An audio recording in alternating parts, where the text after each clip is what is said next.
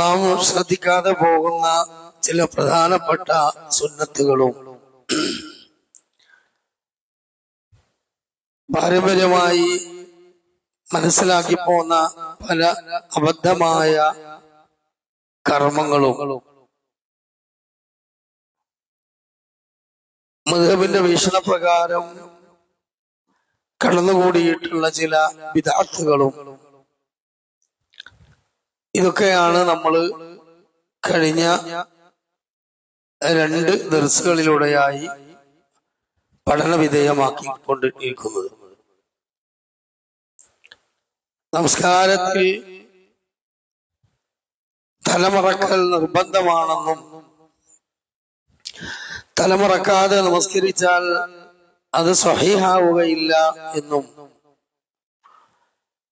തലമറക്കാതെ നമസ്കരിക്കുന്ന പരിപാടി പുത്തൻവാദികളായ നമ്മുടെ നാട്ടിലെ വഹാബികൾ മുജാഹിദീങ്ങൾ കൊണ്ടുവന്നതാണ്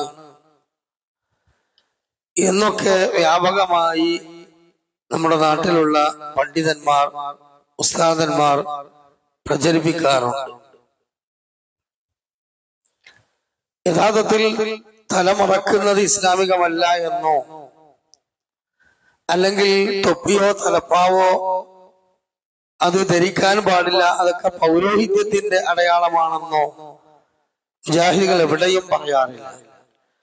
കാരണം നബി സല്ലല്ലാഹു അലൈഹി വസല്ലമയും സഹാബികളും ഒക്കെ തലപ്പാവ് ധരിച്ച അനവധി ഹദീസുകൾ അസറുകൾ ചരിത്രത്തിൽ നമുക്ക് കാണാൻ കഴിയും. അതുകൊണ്ട് തന്നെ ഒരിക്കലും വെള്ള വസ്ത്രത്തെയോ തലമറക്കുന്നതിനെയോ ഒന്നും നമ്മൾ പരിഹസിക്കാറില്ല, വിമർശിക്കാറില്ല. പക്ഷേ നിർബന്ധമായ ഫർള് നമസ്കാരത്തിലും സുന്നത്ത് നമസ്കാരങ്ങളിലുമൊക്കെ തലമറക്കാതെ നിസ്കരിക്കാൻ പാടില്ല. അതുകൊണ്ട് തന്നെ തലമറക്കാതെ വല്ലവന് നിസ്കരിച്ചാൽ അവന്റെ തലയിൽ കൊണ്ടുവന്ന് കണ്ട്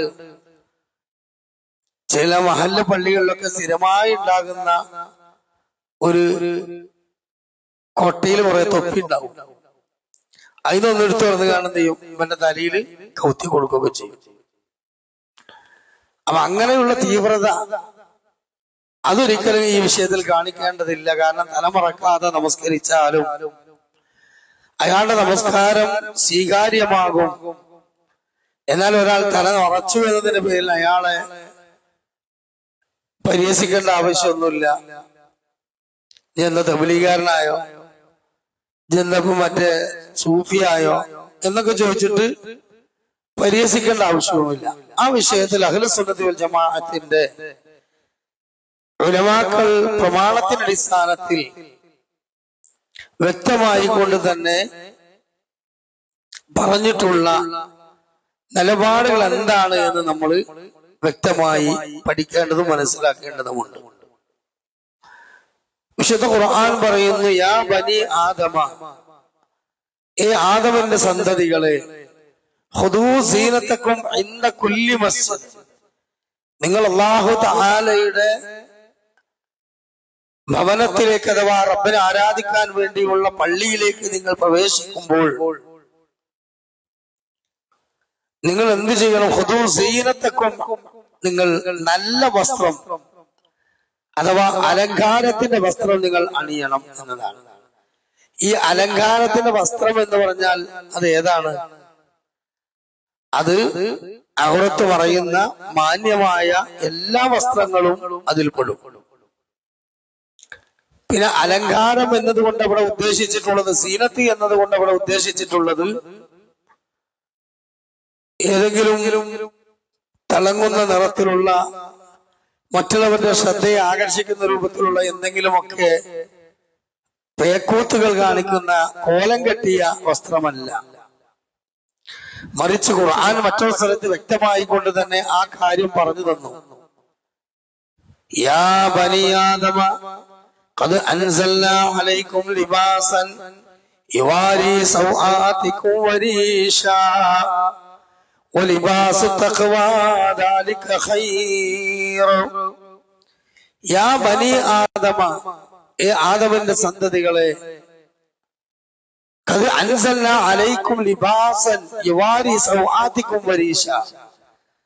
നിങ്ങളുടെ ഔറത്തുകളെ നിങ്ങൾക്ക് മറച്ചു വെക്കാനും നിങ്ങളുടെ ശരീരത്തിന് ഭംഗിക്ക് വേണ്ടിയും അള്ളാഹു നിങ്ങൾക്ക് വസ്ത്രത്തെ അനുവദിച്ചു തന്നിട്ടുണ്ട്.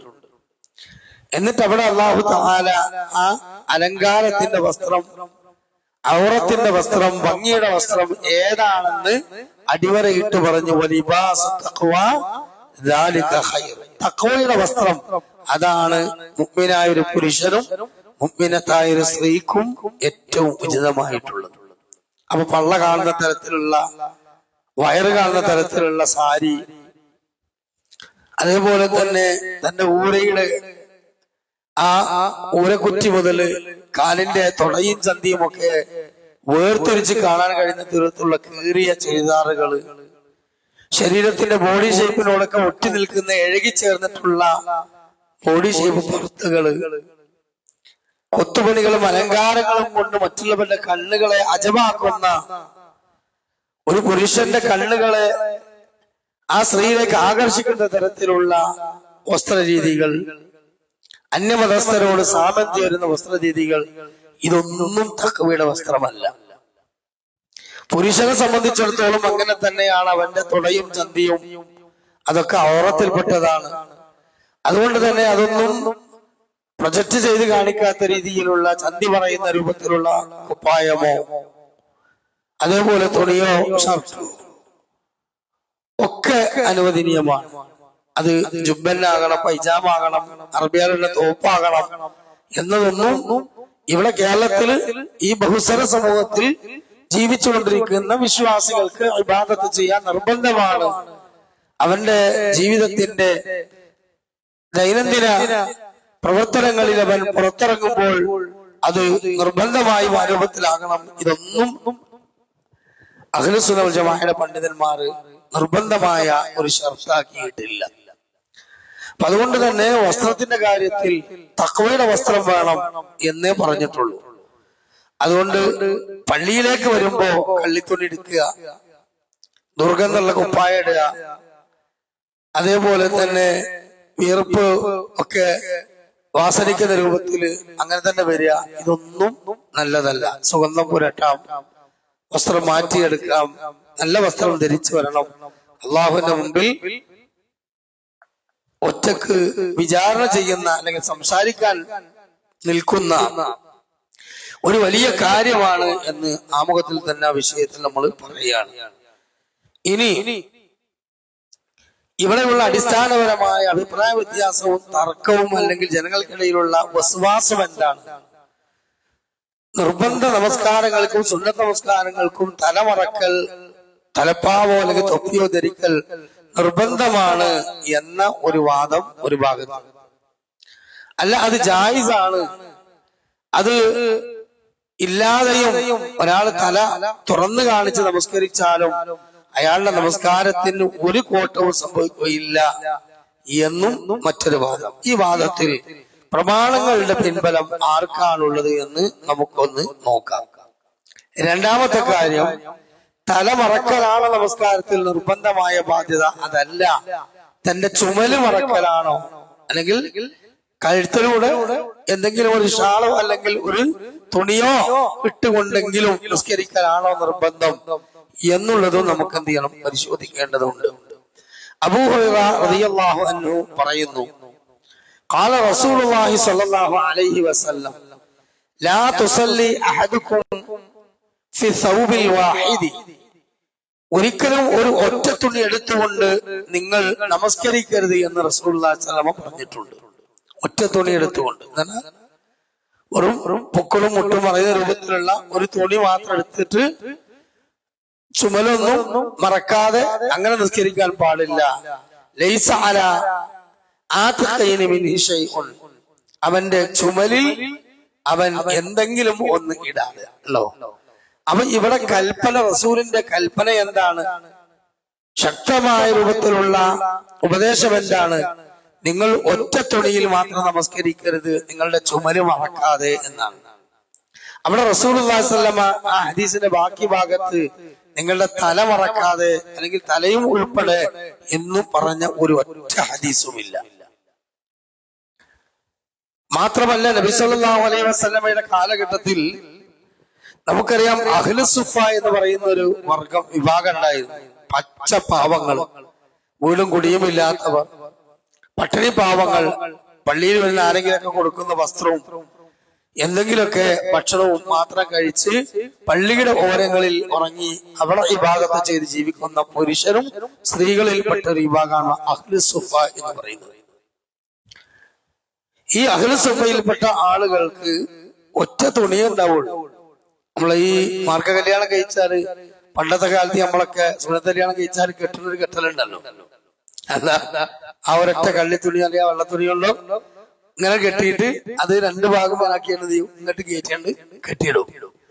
അപ്പൊ റസൂലുള്ളാഹി സ്വല്ലല്ലാഹു അലൈഹി വസല്ലം കാലഘട്ടത്തിൽ വസ്ത്രം വളരെയധികം ഇല്ലാത്ത ഒരു കാലഘട്ടത്തിൽ പാവപ്പെട്ട സഹാബികൾ ഒറ്റ തുണിയുണ്ടായിരുന്നു. ഈ നിയമം റസൂലുള്ളാഹി സ്വല്ലല്ലാഹു അലൈഹി വസല്ലം പറഞ്ഞപ്പോൾ അവര് എന്ത് ചെയ്തു? അവരവരുടെ പുരുഷന്മാരുടെ വസ്ത്രം അവര് കയറ്റിയിട്ടുണ്ട്, ഇത് തോളിലേക്ക് കയറ്റി. അപ്പൊ നിര്യാണി വരെ താന്ന് നിൽക്കുന്ന ഒരു തുണി പെരടി കൂടി മറക്കാൻ വേണ്ടിയിട്ട് സുന്നത്തിലാണ് കഴിച്ച പോലെ കെട്ടുമ്പോ എന്തുണ്ടാവും? അത് മുട്ടിന്റെ ഏകദേശം താഴെ ഒരു ബർമുടട്ടമാരി വന്നു നോക്കും. അതുകൊണ്ട് തന്നെ റസൂലുള്ളാഹി സ്വല്ലല്ലാഹു അലൈഹി വസല്ലം സ്ത്രീകളോട് ആ കാലഘട്ടത്തിൽ നമ്മൾ മനസ്സിലാക്കണം, ആ കാലഘട്ടത്തിൽ ഇന്നത്തെ പോലെ പള്ളികളിൽ സ്ത്രീകൾക്ക് നിസ്കരിക്കാൻ മറ്റൊരു മുറിയോ അല്ലെങ്കിൽ കാണാത്തൊരു ചുമരോ ഒന്നുമില്ല. മറിച്ച് ഈമാന്റെ മറ മാത്രമേ ഉള്ളൂ.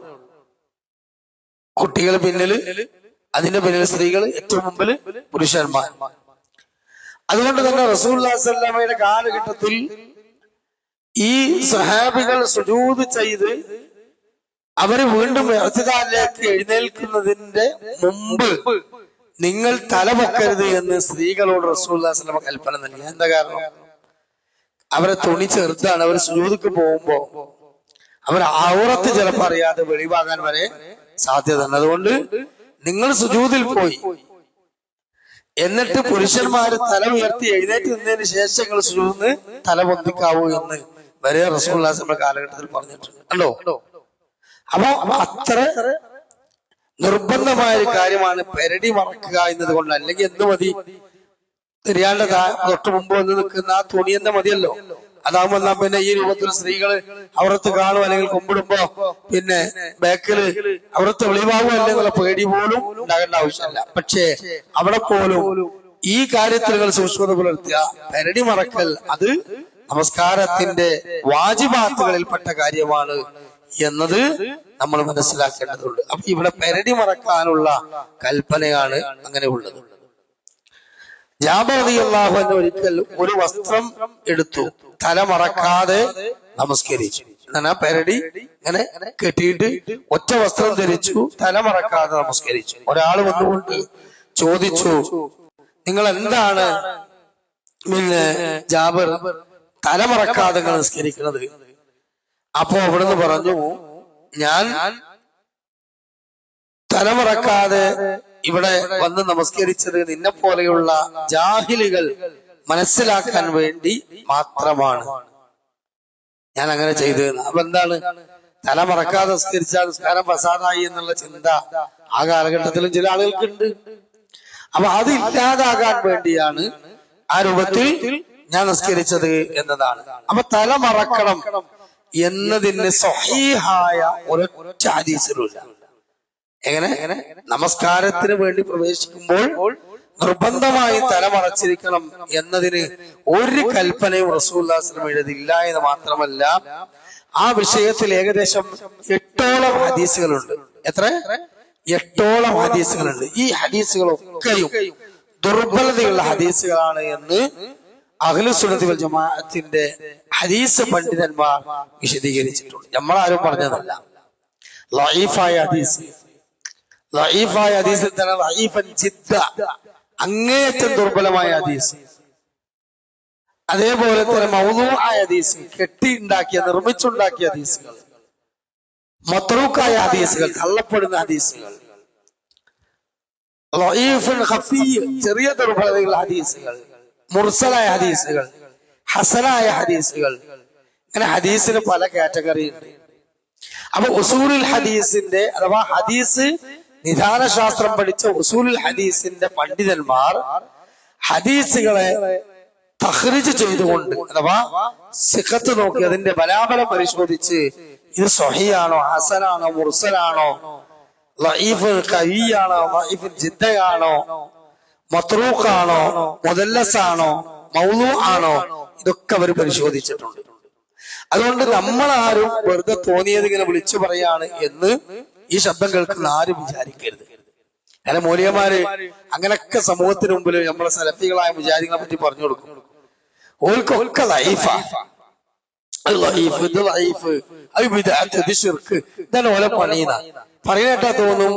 മുജാഹിദ് പ്രസ്ഥാനത്തിന്റെ സെന്ററായ കോഴിക്കോട് മുജാഹിദ് സെന്ററിൽ ഈ ഹദീസ് ലഈഫും സ്വഹീഹും വേർതിരിക്കാൻ എന്തോ ഒരു പ്രത്യേക മെഷീന് അവിടെ വാങ്ങി വെച്ചിരുന്നാ തോന്നുക. നമ്മൾ ഈ മില്ലിലൊക്കെ അരി കൊണ്ടാണ്ട് ഇട്ടുകാണ്ട് അങ്ങനെ അരിപ്പൊടി വേറെ ഗോതമ്പൊടി വേറെ എന്ന മാതിരി വരുന്ന മാതിരി ഹദീസിന്റെ ചാക്ക് ഒന്നായിട്ട് കൊണ്ടുപോയി മുജാഹിദിന്റെ ആ മെഷീൻ കെട്ടുകയാണ്. 4 തിരികൾ തിരിക്കുമ്പോ ലഈഫ് വേറെ സ്വഹീഹ് വേറെ, അങ്ങനെ മെഷീൻ നമുക്കില്ല. മുൻഗാമികളായ അഹ്ലുസ് സുന്നത്ത് വൽ ജമാഅയുടെ ആളുകൾ ആ വിഷയത്തിൽ കാണിച്ചിട്ടുള്ള കൃത്യമായ നിർദ്ദേശം അതാണ് നമ്മൾ പാലിക്കുന്നത്. അതുകൊണ്ട് തന്നെ ഈ വിഷയത്തിൽ വന്ന പല ഹദീസുകളും പരിശോധിക്കുക. സാമ്പിളിന് 1-2 പറയാം. ഒന്ന് അബൂബക്കർ റളിയല്ലാഹു അൻഹു പറഞ്ഞതായി പറയപ്പെടുന്നു.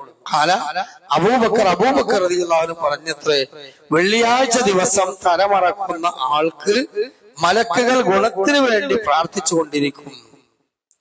സംഭവം ആശയം വളരെ ഫിറ്റാണ്.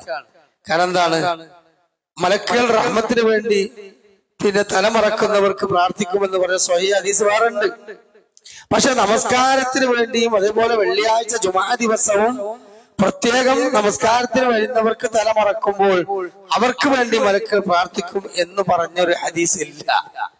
അപ്പൊ അബൂബക്കർ സിദ്ദീഖ് റളിയല്ലാഹു അൻഹു എന്ന മഹാനായ സ്വഹാബിയുടെ പേര് പറഞ്ഞ് ഒരു ഹദീസ് വരുമ്പോ ആളുകൾ വിചാരിക്കും സിദ്ദീഖ് തങ്ങൾ പറഞ്ഞതല്ലേ, എന്തായാലും എടുക്കാമല്ലോ. എന്നാൽ ഷാഫി മദ്ഹബിലെ സമസ്ത മൗലിയമാർക്ക് തള്ളാൻ പറ്റാത്ത പ്രഗത്ഭനായ പണ്ഡിതനാണ് ഇമാം സുയൂത്തി അല്ലെ. സുയൂത്തി ഇമാം വ്യക്തമായി കൊണ്ട് തന്നെ പറയുന്നു, ഇത് കെട്ടിയുണ്ടാക്കിയ ഹദീസാണ്, മൗളൂ ആണ്, ലാ അസ്ല ലഹു, ഇതിനെന്തില്ല, ഒരു അടിസ്ഥാനവുമില്ല. സുബ്ഹാനല്ലാഹ്, ഒന്ന് ആലോചിച്ച് നോക്കുകയാണെങ്കിൽ ഇത് പിന്നെ ഹുസൈൻ സല്ലി പറഞ്ഞു, അല്ലെങ്കിൽ മൗലവി പറഞ്ഞു, ഇബ്നു തൈമിയ്യ പറഞ്ഞു എന്നൊക്കെ പറഞ്ഞു എന്തൊക്കെ പുകലുണ്ടാവും. ഇത് ആരാ പറഞ്ഞത്? ഇമാം സുയൂത്തി റഹിമഹുല്ലാ പറയാണ്, ലാ അസ്ല ലഹു, ഈ ഹദീസ് കെട്ടിണ്ടാക്കിയതിന് അതിന് അടിസ്ഥാനമില്ല. മാത്രമല്ല ഈ ഹദീസിന്റെ പരമ്പരയിൽ ആരാണുള്ളത്? അയ്യൂബ് ഇബ്നു മുഹരിഖ് എന്ന് പറയുന്ന ഒരാളുണ്ട്. അയ്യൂബ് ഇബ്നു മുഹരിഖ്, ഇയാളെ പറ്റി ഹദീസ് പണ്ഡിതന്മാർ പറയുന്നത് കദ്ദാബ്, ഇയാള് പെരുനുണയനാണ്. അപ്പൊ റസൂലുള്ളാഹിന്റെ പേരിൽ നുണ പറഞ്ഞ അവന്റെ സ്ഥിതി എന്താ? മൻ കദബ അലയ്യ മുതഅമ്മിദൻ ഫല്യതബവ്വ മഖഅദഹു മിനന്നാർ, എന്റെ പേര് മനഃപൂർവ്വം ഒരാൾ കെട്ടിയുണ്ടാക്കിയത് കാല റസൂലുള്ള അടിച്ചാൽ ഓൻ നരകത്തിൽ ഒരു സീറ്റ് റിസർവേഷൻ ചെയ്തു കൊള്ളട്ടെ. ഉറങ്ങുന്നുണ്ടെന്ന് മുഖം ചെയ്യുന്നുണ്ട്, റിസർവേഷൻ ചെയ്ത് കൊള്ളട്ടെ. കണ്ടോ? അപ്പോ നരകത്തിൽ പോണ പണിയാണ് റസൂലുള്ളാഹിന്റെ പേരിൽ എന്ത് പറയണത് ഇല്ലാത്ത പറയാന്നുള്ളത്. അപ്പൊ ഈ അയ്യൂബ് ഇബ്നു മുഹരിഖ് എന്ന ഒരു മനുഷ്യൻ ഈ ഹദീസിലുണ്ട്. അത് കദ്ദാബ് എന്നാണ് അയാളെ പറ്റി പറഞ്ഞിട്ടുള്ളത്. ഇത് വേറൊരു ഹദീസ്. നമ്മുടെയും മുശ്രിക്കുകളുടെയും ഇടയിലുള്ള വ്യത്യാസം തൊപ്പിയുടെ മീതെ തലക്കെട്ട് ധരിക്കലാകുന്നു. ഒരു ഹദീസാണ്, അതിന് അറബിയാൻ വായിക്കില്ല.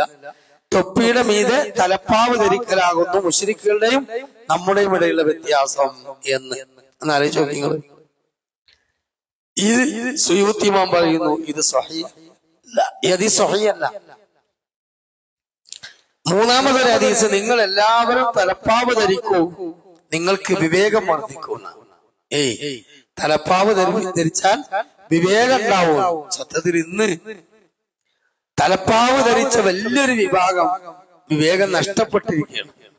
അതിന്റെ അർത്ഥം തലപ്പാവ് ധരിച്ചുകൊണ്ടാണ് അവരെ ബുദ്ധി മുഴുവൻ പോയത് എന്ന അർത്ഥത്തിലെല്ലാം പറയും. പക്ഷെ ഈ ഹദീസ് ഒരിക്കലും ബുദ്ധിക്കനുസരിച്ച് പോലും നക്കല് കൊണ്ടും അക്കല് കൊണ്ടും തെളിവ് കൊണ്ടും ബുദ്ധി കൊണ്ടും യോജിക്കൂല. അതാണ് ദുർബല ഹദീസിന്റെ സ്വഭാവം. സ്വഹീഹ് ഹദീസിന് അങ്ങനത്തെ ഒരു ലോജിക്കിന്റെ പ്രശ്നം വരൂല. അപ്പൊ ഇവിടെ തലപ്പാവ് ധരിച്ചാൽ അവന് വിവേകം വർദ്ധിക്കും എന്ന് പറയുന്നു. ഇബ്നു ഹജർ അസ്കലാനി എന്നറിയപ്പെടുന്ന ഹാഫിളുദ് ദുനിയ അദ്ദേഹം പറയുന്നു ഈ ഹദീസ് ദഈഫാണ്. ഇമാം ബുഖാരി റഹ്മത്തുള്ളവരെ ഈ ഹദീസ് പരിശോധിച്ചിട്ട് തട്ടിക്കളഞ്ഞിട്ടുണ്ട്. സ്വഹീഹുൽ ബുഖാരി രചിച്ച ഇമാം ബുഖാരി റഹ്മത്തുള്ളാഹി അലൈഹി. അപ്പോ തലമറക്കൽ നമസ്കാരത്തിൽ നിർബന്ധമാണ് എന്ന് പറയുന്ന 8ഓളം ഹദീസുകളൊക്കെ സ്ഥിതി ഇതാണ്. അതുകൊണ്ട് ഇതിനെപ്പറ്റി സലഫികളായ നമ്മൾ മനസ്സിലാക്കേണ്ടതും സമൂഹത്തിലുള്ള ആളുകൾ മനസ്സിലാക്കേണ്ടതും ഇതൊരു ആദിയായ സുന്നത്താണ്. ആദിയായ സുന്നത്താണ്. ഇഷ്ടമുണ്ടെങ്കിൽ ചെയ്യാം, ഇഷ്ടമല്ലെങ്കിൽ ചെയ്യേണ്ട ആവശ്യമില്ല. അതുകൊണ്ട് ഒരാൾ തല മറക്കാതെ നമസ്കരിച്ചു എന്നുകൊണ്ട് അയാളുടെ നമസ്കാരത്തിന് ഒരു കോട്ടവും സംഭവിക്കുന്നില്ല എന്ന് പ്രത്യേകം തന്നെ മനസ്സിലാക്കേണ്ടതുണ്ട്. ഇനി മറ്റൊരു കർമ്മശാസ്ത്രപരമായി അഭിപ്രായ വ്യത്യാസമുള്ള അല്ലെങ്കിൽ മനസ്സിലാക്കേണ്ട ഒരു കാര്യമാണ് നമസ്കാരം കഴിഞ്ഞ് സലാം വീട്ടി അഫ്ളു ദിക്ർ എന്ന് പറയും ആര്? ഇമാമ. ഈ ദിക്റൊക്കെ കഴിഞ്ഞതിന് ശേഷം അപ്പൊ പള്ളിയിൽ എല്ലാവരും ലാ ഇലാഹ ഇല്ലല്ലാഹ് ലാ ഇലാഹ ഇല്ലല്ലാഹ് അങ്ങനെ എന്ത് ചെയ്യും? ഒരു 10 തവണ പറയും. അത് കഴിഞ്ഞതിന് ശേഷം ഇമാമ പടിഞ്ഞാട്ട് ഭാഗത്തേക്ക് തിരിഞ്ഞിന്ന് കൈ പൊന്തിച്ചിട്ട്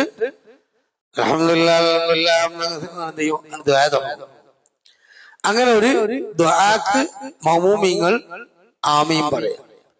അങ്ങനെ ഒരു കൂട്ട ആമീൻ, ഇമാമിന്റെ നേതൃത്വത്തിൽ ഒരു ദുആ കൂട്ട ആമീൻ. ഇത് ഫർള് നിസ്കാരത്തിന് ശേഷം നമ്മുടെ നാട്ടിലുള്ള പല പള്ളികളിൽ നടക്കുന്നുണ്ട്. പള്ളി ദർസിൽ ഓതുന്ന 10 കിതാബ്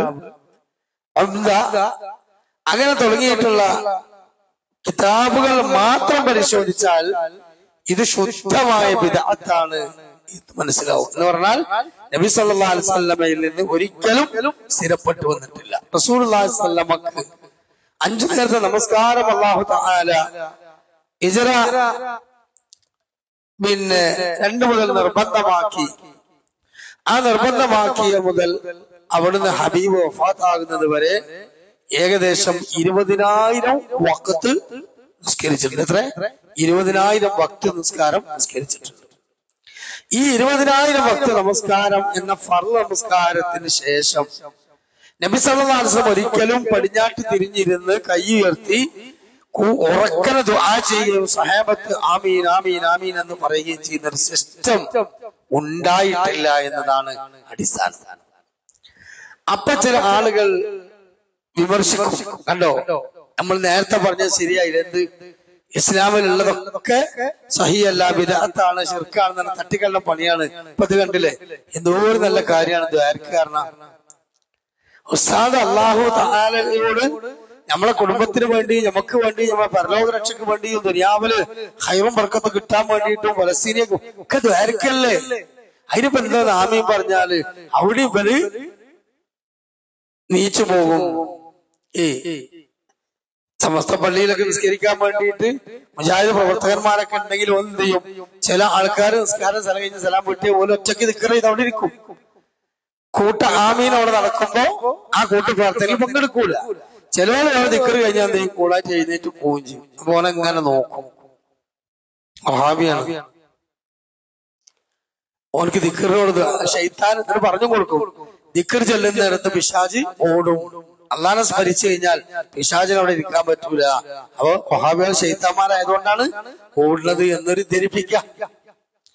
മുഅ്മിനീങ്ങളെ, സഹോദരങ്ങളെ, സാധാരണക്കാരെ, ദിക്റിനും ദുആക്കും കൂട്ടമായി പ്രാർത്ഥിക്കുന്നതിനൊന്നും നമ്മളെതിരല്ല. അപ്പൊ നേരത്തെ തലപ്പാവിനെ കൊണ്ട് പറഞ്ഞ പോലെ, കാരണം നബി സല്ലല്ലാഹു അലൈഹി വസല്ലമ അനവധി സന്ദർഭങ്ങളിൽ എന്ത് ചെയ്തിട്ടുണ്ട്? നബി സല്ലല്ലാഹു അലൈഹി വസല്ലമ ദുആ ചെയ്തിട്ടുണ്ട്, കൂട്ടമായി പ്രാർത്ഥിച്ചിട്ടുണ്ട് എന്ന കാര്യം നമ്മൾ മനസ്സിലാക്കണം. അത് മാത്രമല്ല, കൂട്ടമായി പ്രാർത്ഥിക്കുന്നതും കൈയുയർത്തി പ്രാർത്ഥിക്കുന്നതും ഒക്കെ വളരെയധികം അഫ്ളലായ കാര്യമാണ്. ചില സ്ഥലങ്ങളിൽ പ്രത്യേകമായി തന്നെ ദുആക്ക് ഉത്തരം കിട്ടും. അവിടെ നമ്മൾ എന്ത് ചെയ്യണം? കൈയുയർത്തി പ്രാർത്ഥിക്കണം. കൂട്ടമായി പ്രാർത്ഥിക്കേണ്ട സന്ദർഭങ്ങൾ ഉണ്ടാകും. അത്തരത്തിലുള്ള സന്ദർഭങ്ങളിൽ കൂട്ടമായി തന്നെ പ്രാർത്ഥിക്കണം. ഇതിനൊന്നും ആരെതിരല്ല, നമ്മൾ എതിരല്ല. കാരണം നബി സല്ലല്ലാഹു അലൈഹി വസല്ലമ മിമ്പറിൽ വെച്ചുകൊണ്ട് ഖുതുബ അവസാനിക്കുമ്പോൾ എന്ത് ചെയ്യും? ദുആ ചെയ്യും. സഹാബികളാ മുഅ്മിനീങ്ങൾ ആമീൻ പറയും. എന്നാൽ മുജാഹിദ് പള്ളിയിലോ നമ്മളൊക്കെ അല്ലേ, നിങ്ങൾ കണ്ടിട്ടില്ലേ, ഖതീബ് അവസാനത്തിൽ ദുആ ചെയ്യും. അല്ലാഹുമ്മ ഗ്ഫിർ മുഅ്മിനീന വൽ മുഅ്മിനാത്ത് വൽ മുസ്ലിമീന വൽ മുസ്ലിമാത്ത് അല്ലാഹുമ്മ അഇസ്സൽ ഇസ്ലാമ വൽ മുസ്ലിമീൻ റബ്ബനാ ആതിനാ ഫിദ്ദുനിയ ഹസന വഫിൽ ആഖിറതി ഹസന വഖിനാ അദാബന്നാർ. അപ്പോൾ മുഅ്മിനീങ്ങളായ മുജാഹിദ് പള്ളിയിലെ ആൾക്കാരൊക്കെ ആമീൻ പറയും അല്ലേ. അപ്പൊ നമ്മൾ എവിടെയാണ് കൂട്ടുപ്രാർത്ഥനയ്ക്ക് എതിരായി നിന്നത്?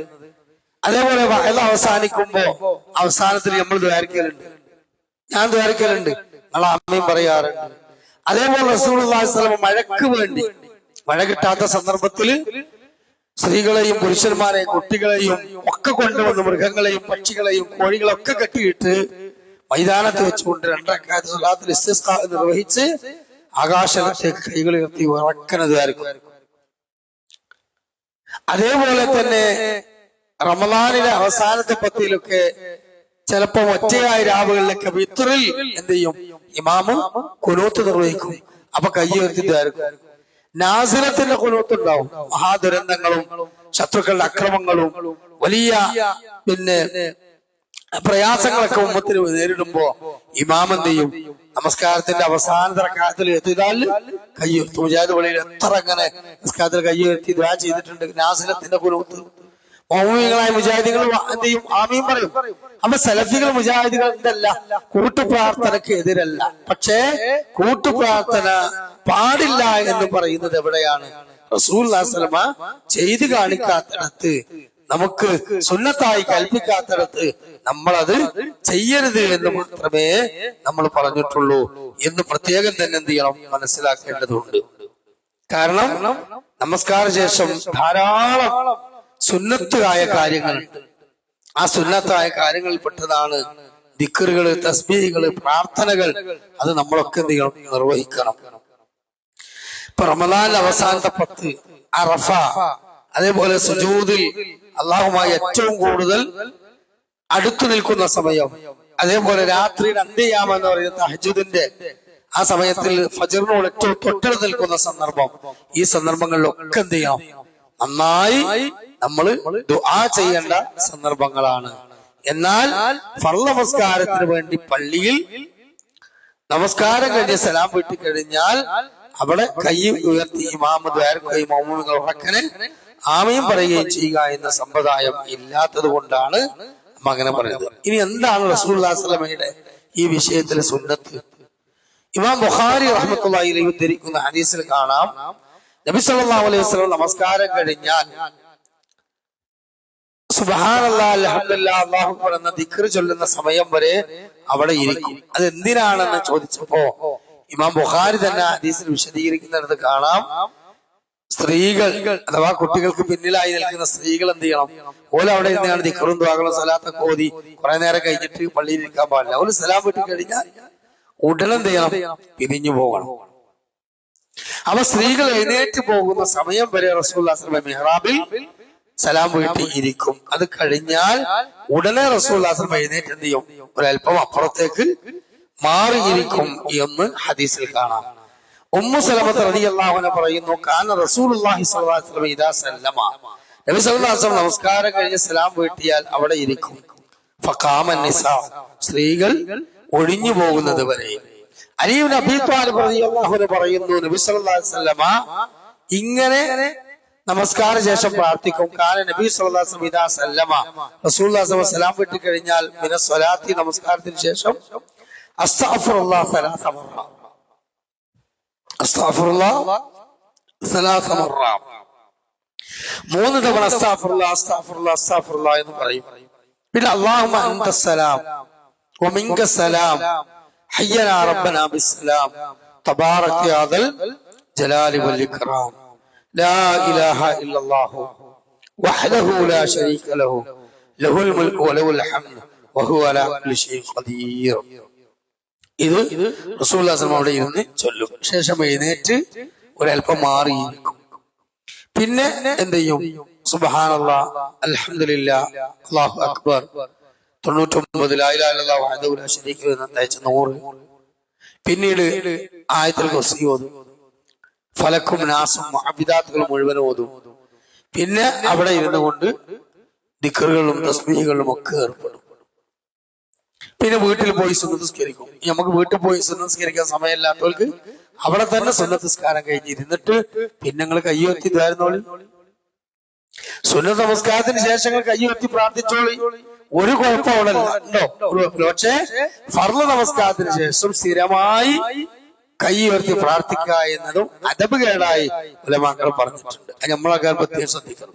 കൂട്ടുപ്രാർത്ഥന ബിദ്അത്താണെന്നും ഇമാമ് കൈ ഉയർത്തി ദുആ ചെയ്യാം, ആമീങ്ങൾ കൂട്ടുമായി ആമീൻ പറയുന്നത് പാടില്ല എന്ന് പറയുന്ന നമ്മളും പലപ്പോഴും പല മുജാഹിദ് പള്ളികളിലെ ചില പ്രവർത്തകരൊക്കെ എന്ത് ചെയ്യും? നിസ്കാരം കഴിഞ്ഞാൽ ലഘം പോയി മുട്ടാട്ടം വരിക, അപ്പൊ നീച്ചാണ് പോയി. അവ കുറച്ചേരം ഇരിക്കുക, സമാധാനത്തിൽ അല്ലാഹുവിനെ സ്മരിക്കുക. എല്ലാവർക്കും പറ്റിക്കോളന്നില്ല. ബസ് കറക്റ്റ് ടൈമിന് വരേണ്ടവരുണ്ടാവും, ട്രെയിന് വരേണ്ടവരുണ്ടാവും, ഇവരാണ് പോയിന്റെ ശേഷം പണിക്കാർ വേറെ നിസ്കരിക്കാൻ വരുന്നവരുണ്ടാവും. അങ്ങനെ പലതരത്തിൽ ഉത്തരവാദിത്തമുള്ളവര് അവിടെ ഇരുന്ന് സമയം കളയണം, നല്ല പറഞ്ഞത്. പക്ഷെ പൊറാട്ടക്കല്ലമ്മ ഇരുത്തിയമാതിരി ചന്തി അവിടെ ഉറക്കൂല, അവിടെ ഇരുന്ന് അപ്പായി. എന്തിനാ ഇവിടേക്കായി പായി? ഒരല്പം നേരം ഇരുന്ന് അവിടെ റാഹത്തായിട്ട് ദിക്റൊക്കെ എടുത്തതിന് ശേഷം 2 റക്അത്ത് സുന്നത്ത് നിസ്കരിച്ചിട്ട് നിങ്ങൾക്ക് ഒരു 5 മിനിറ്റ് ദ്വാരക്കണമെന്നുണ്ടോ, പച്ച മലയാളത്തിൽ എന്നാണോ എന്തെങ്കിലും പറയണമെന്നുണ്ടോ, ആ സുന്നത്ത് നിസ്കാരം കഴിഞ്ഞിട്ട് മാറി ഇരുന്നിട്ട് കൈയ്യാണ്ട് ഉയർത്തിയിട്ട് നല്ലോണം വരുന്നുള്ളൂ. അപ്പൊ കൈ ഉയർത്തുന്നതിനോ കൂട്ടമായി ദ്വാരക്കണീനോ ആമീൻ ഉറക്കനെ പറയുന്നതിനോ ഒന്നും നമ്മൾ എതിരല്ല. പക്ഷെ റസൂലുള്ളാഹി സ്വല്ലല്ലാഹു അലൈഹി വസല്ലം പറയാത്തിടത്ത് പഠിപ്പിക്കാത്തിടത്ത് പുണ്യം കൽപ്പിച്ചുകൊണ്ട് നല്ലതാണ് വിചാരിച്ചുകൊണ്ട് ശരീഅത്തിൽ ഒരു കാര്യം തുന്നിച്ചേർത്താൽ അതിന്റെ പേരാണ് ബിദ്അത്ത്. കുല്ലു ബിദ്അത്തിൻ ളലാല, എല്ലാ പുത്തനാചാരങ്ങളും വഴികേടിലാണ്. വകുല്ലു ളലാലത്തിൻ ഫിന്നാർ, വഴികേട് അവസാനിക്കുന്നത് കത്തിജ്വലിക്കുന്ന നരകാഗ്നിയിലാണെന്ന് ഹദീസിൽ കാണാം. അതുകൊണ്ട് ആ കാര്യം ശ്രദ്ധിക്കുക. പിന്നെ നമ്മളും ശ്രദ്ധിക്കേണ്ട ഒരു കാര്യം, സ്ഥിരമായി ഫർദ് കഴിഞ്ഞാൽ ദിക്ർ ചെയ്തതിന് ശേഷം എന്ത് ചെയ്യും? പല ആൾക്കാരും കൈ ഉയർത്തി പ്രാർത്ഥിക്കും. സ്ഥിരമായി കൈ ഉയർത്തി പ്രാർത്ഥിക്കൽ അദബ് കേടാണ്. എന്തുകൊണ്ട്? ഫർള് നമസ്കാരത്തിന് ശേഷം അങ്ങനെ ദിക്ർ ദുആകൾ കഴിഞ്ഞ് സ്ഥിരമായി റസൂലുള്ളാഹി സ്വല്ലല്ലാഹു അലൈഹി വസല്ലം കൈ ഉയർത്തി പ്രാർത്ഥിച്ചിട്ടില്ല. അല്ലാഹു അഅലം ബിമുറാദി. അതാണ് ഞാൻ മനസ്സിലാക്കിയിടത്തോളം എനിക്ക് ബോധ്യമായിട്ടുള്ളത്. തെറ്റുണ്ടെങ്കിൽ എന്ത് ചെയ്യാം? തിരുത്തി തരാം. സ്ഥിരമായി ഒരാൾക്ക് പ്രത്യേക ഒരു അത്യാവശ്യം ഒരു മകളെ കല്യാണം നടക്കുന്ന ദിവസമാണ്.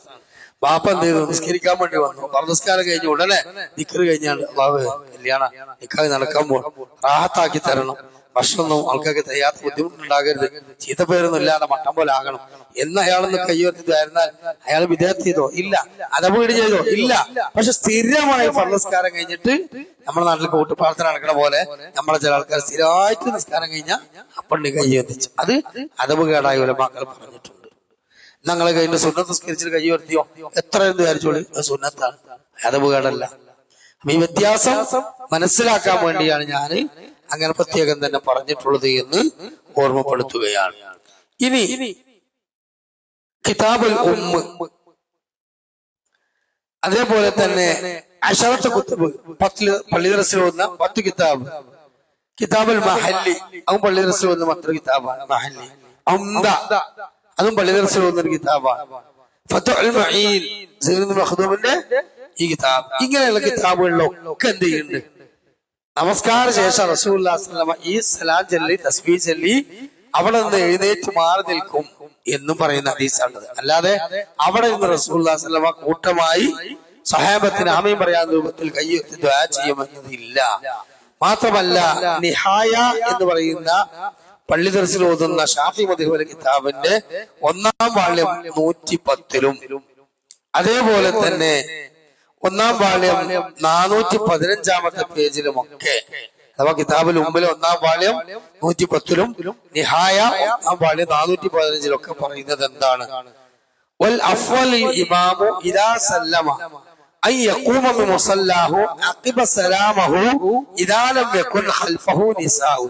തുഹ്ഫ 2-ാം വാള്യം 104. ആലോചിക്കുക നിങ്ങൾ. പള്ളി ദർസിലുള്ള കിതാബ് എന്നാ ഞാൻ ഈ വായിക്കുന്നത്. എന്താണ് അഫ്വലുൽ ഇമാം, ഇമാമിന് ഏറ്റവും അഫ്വല് ഇദാ സല്ലമ, നമസ്കാരം കഴിഞ്ഞ് സലാം വീട്ടിയാൽ, അൻ യഖൂമ മിൻ മുസല്ലാഹു അഖിബ സലാമഹു, അവിടെ നിന്ന് മുസല്ലിന് എഴുന്നേൽക്കലാണ് ഇമാമിന് ഏറ്റവും അഫ്വൽ. ഇദാ ലം യകുൻ ഖൽഫഹു നിസാഉ, സ്ത്രീകൾ പിന്നിൽ ഇല്ല.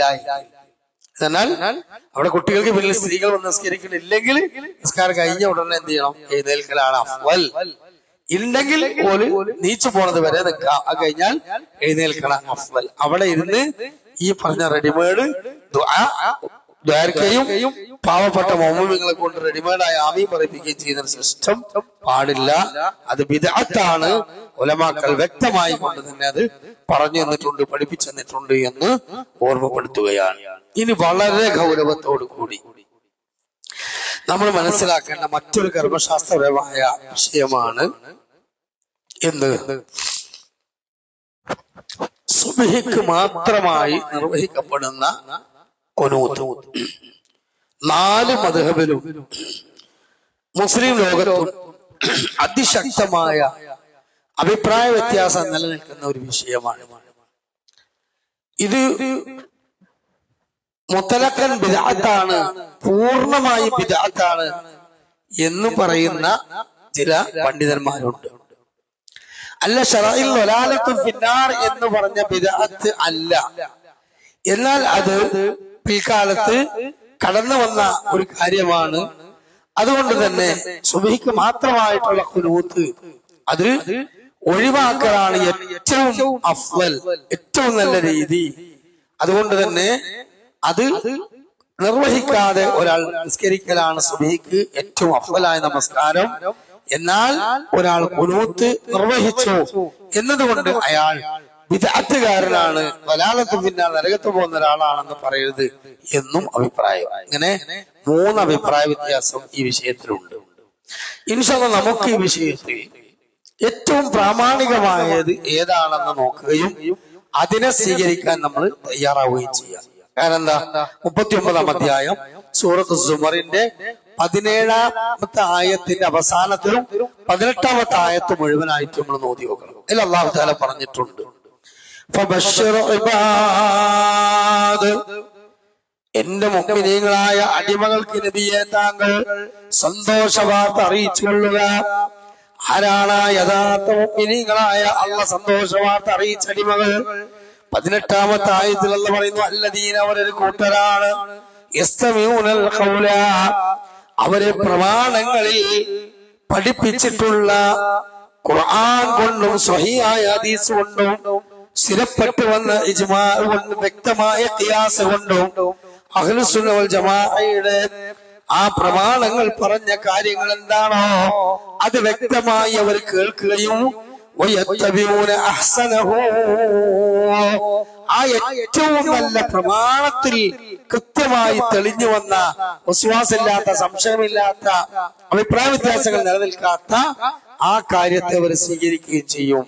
ഉലൈക ഹദാഹുമുല്ലാഹ്, അക്കൂട്ടർക്കാണ് നബിയെ ഹിദായത്ത് ലഭിച്ചവർ. ഉലൈക ഉലുൽ അൽബാബ്, അവരാണ് ഏറ്റവും ബുദ്ധിയുള്ളവർ. നല്ല തലച്ചോറുള്ളവര്, ഹിദായത്ത് കിട്ടിയോല് ആരാണ്? എല്ലാം കേട്ട് നല്ലത് സ്വീകരിക്കും. ഇങ്ങനെ നമ്മളെ ആൾക്കാർ ഇതിന് ആയത്തിന് അർത്ഥം പറഞ്ഞിട്ടുള്ളത് അല്ലേ? പല ആൾക്കാരും വയല് പറയുമ്പോൾ പണ്ട് ക്ലാസ് എടുക്കുമ്പോൾ നമ്മളൊക്കെ പറഞ്ഞു പോയത് എന്താ? അല്ലദീന, അവരെ കൂട്ടരാണ് യസ്തമിഊനൽ ഖൗല, എല്ലാ കൗലും കേൾക്കും. അപ്പൊ യത്തബിഊന അഹ്സന എന്നതിൽ ഏറ്റവും നല്ലതിനെ പിൻപറ്റും. അല്ല, അത് മഹാപിട്ടിത്താണ്. എല്ലാ കൗലും കേട്ടാൽ നല്ലത് പിൻപറ്റാൻ സാധാരണക്കാരായ ആൾക്കാർക്ക് തീരെ കഴിയൂല. നല്ല അറിവുള്ള ഫഖീഹായ പണ്ഡിതന്മാർക്ക് ചിലപ്പോ ഹൈന്ദവ ദർശനം, ക്രൈസ്തവ ദർശനം, ബുദ്ധ ദർശനം, ജൂത ദർശനം ഇതൊക്കെ കലക്കി കുടിച്ചാലും ഇസ്ലാമിന്റെ ദർശനത്തിന് ഒരു തിരിച്ചു പോകില്ല.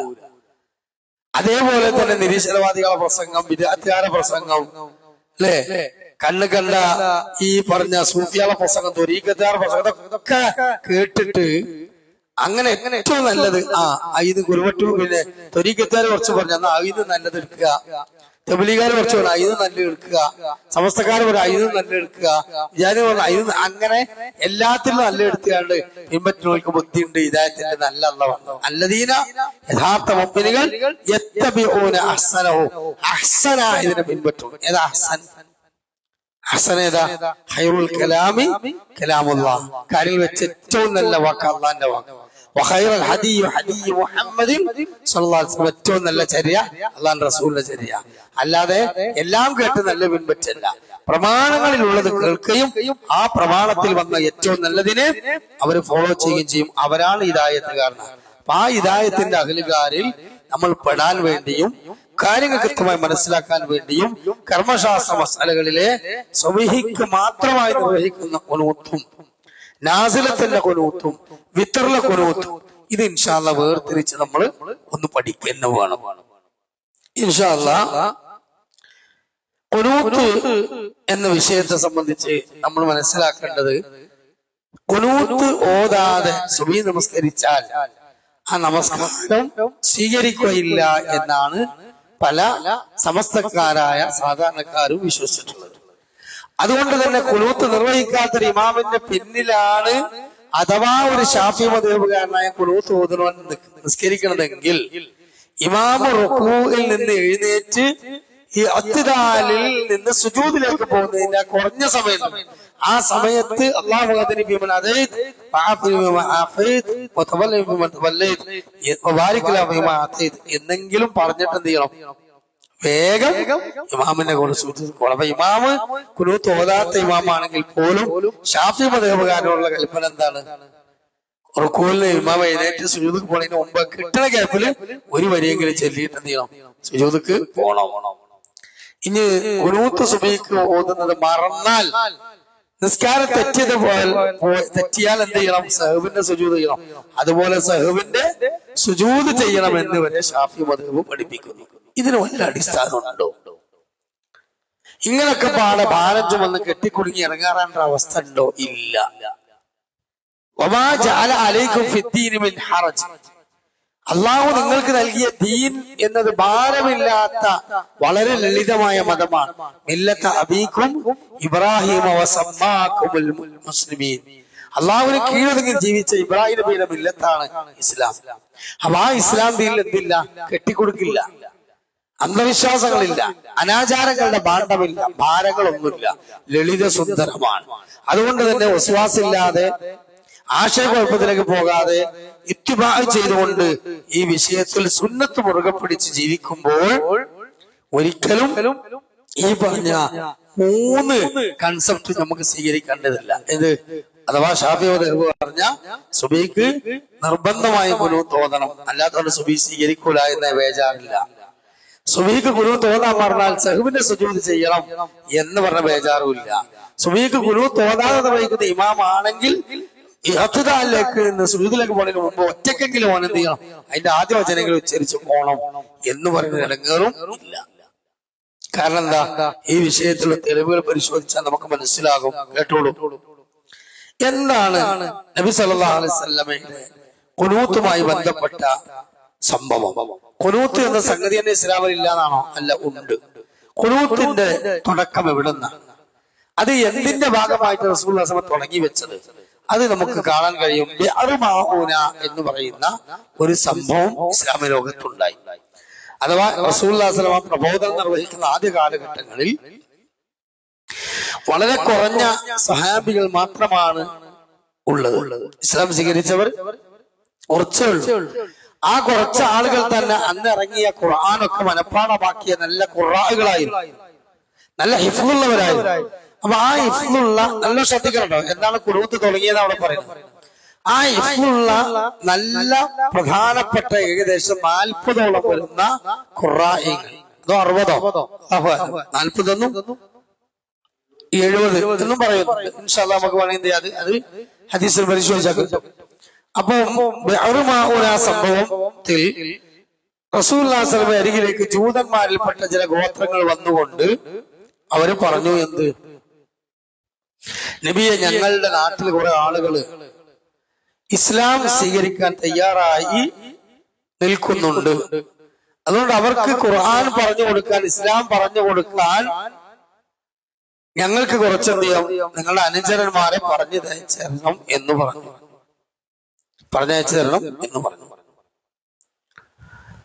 അപ്പൊ റസൂലുള്ളാഹി സ്വല്ലല്ലാഹു അലൈഹി വസല്ലം വളരെ ആത്മാർത്ഥമായിട്ട് എന്ത് ചെയ്തു, ഈ പറഞ്ഞ ഖുറാഇങ്ങളെ, അന്നത്തെ ഉള്ള സഹാബികളെ ആൾക്കാരെ പറഞ്ഞയച്ചു. ആ പറഞ്ഞയച്ച് അവര് ബിഅർമഊന എന്ന് പറഞ്ഞ സ്ഥലത്തെത്തിയിട്ട് അവരെന്ത് ചെയ്തു, കൂട്ടത്തോടെ കൊന്നുകളഞ്ഞു. ഇസ്ലാമിന്റെ വളർച്ച വർദ്ധിപ്പിക്കാൻ വേണ്ടി ജൂതൻ ചെയ്ത തന്ത്രമാണ്. ഇവിടെ നിങ്ങൾ ആലോചിച്ച് നോക്കി, ഇസ്ലാമിന്റെ ആദ്യകാലം പ്രതിസന്ധി നിറഞ്ഞൊരു കാലം, ഉള്ള ഖുർആൻ പഠിച്ച സഹാബികളെ കൊണ്ടേ കൊല്ലാനാ പോണത്. ഇത് റസൂലുള്ളാഹി സ്വല്ലല്ലാഹു അലൈഹി വസല്ലം മുൻകൂട്ടി അറിയുമെങ്കിൽ, അഥവാ വഹീയോടുകൂടി അല്ലാതെ, വഹീയില്ലാതെയും മറഞ്ഞ കാര്യം നിരുപാധികം റസൂലുള്ളാഹി സ്വല്ലല്ലാഹു അലൈഹി വസല്ലം അറിയുമെങ്കിൽ, ഗൈബിയായ കാര്യം അല്ലാഹ് അറിയിച്ചു കൊടുക്കാതെ നബി സല്ലല്ലാഹു അലൈഹി വസല്ലം അറിയുമെങ്കിൽ റസൂലുള്ളാഹി സ്വല്ലല്ലാഹു അലൈഹി വസല്ലം പറയേണ്ടത് എന്താ, നാളെ ജാതിയൊക്കെ അവിടെ മോനിക്ക് വെച്ചാല് മക്കളെ തൽക്കാലം ഞാൻ പറഞ്ഞേക്കുന്നില്ല എന്നല്ലേ, അല്ലേ? അപ്പൊ ഇത് റസൂലുള്ളാഹി സ്വല്ലല്ലാഹു അലൈഹി വസല്ലം അല്ലാഹ് അറിയിച്ചു കൊടുക്കാതെ ഇത് അറിയില്ല എന്നതിന്റെ തെളിവത.